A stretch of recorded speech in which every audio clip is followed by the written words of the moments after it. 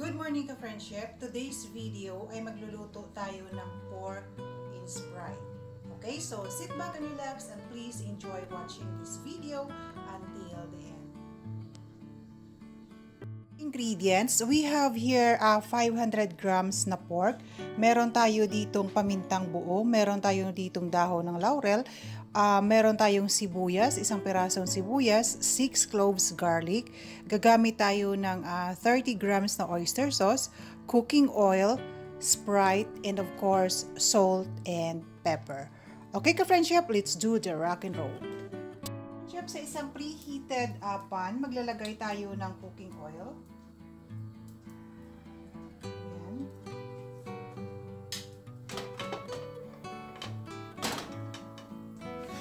And then after that, igigisa natin yung ating garlic.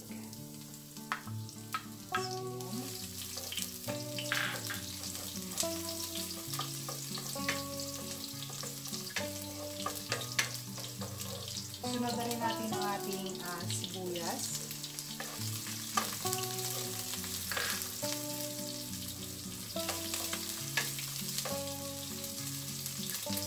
And idagdag na rin natin yung ating pork. Ayan, igigisa lang natin sa kapensya. And hayaan na lang muna natin yan ang ating pork na mag-render ng kanyang sariling spot.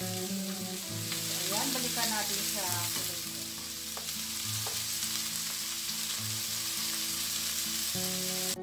Chef, golden brown na yung ating pork. So, at this point, pwede na tayong magdagdag ng golden brown.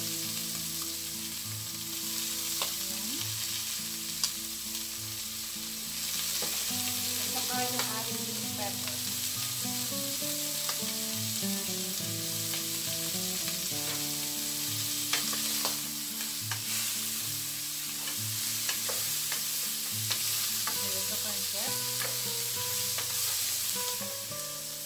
And at this point, pwede na natin idagdag yung ating Sprite.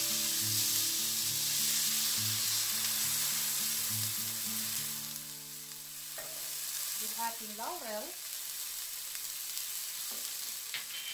At saka yung ating pamintang buo. So, ayan. Hayaan na lang muna natin sa dyan ka-friendship hanggang sa maluto or hanggang sa lumambot yung ating pork. Okay? So, balikan natin siya later. Chef, tingnan natin kung malambot na yung ating pork.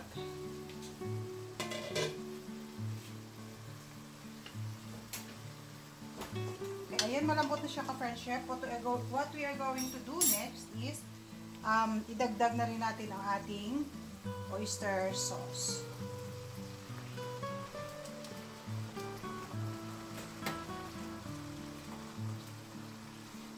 So, ayan ka-friendship.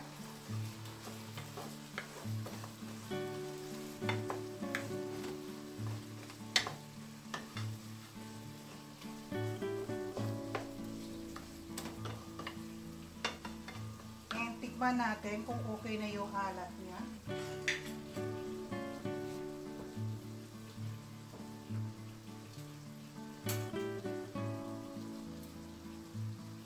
So, ayan, okay na siya ka-friendship. So, luto na yung ating pork in Sprite. So, ready for serving na siya.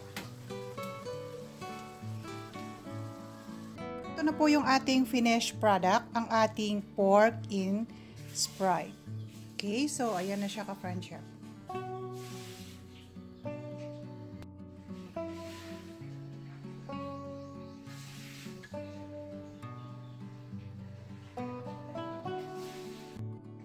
Okay ka-friendship, sana nagustuhan ninyo ang ating pork in Sprite for today. Kindly hit that like and share button. And to those who are new to my channel, please do hit that subscribe button and kindly include the notification bell.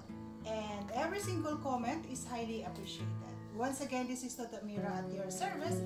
Always remember that grammar doesn't define your intelligence, grades don't define your knowledge, your attitude defines who you are. Okay, thank you very much for watching. See you on my next video. God bless us. Bye-bye.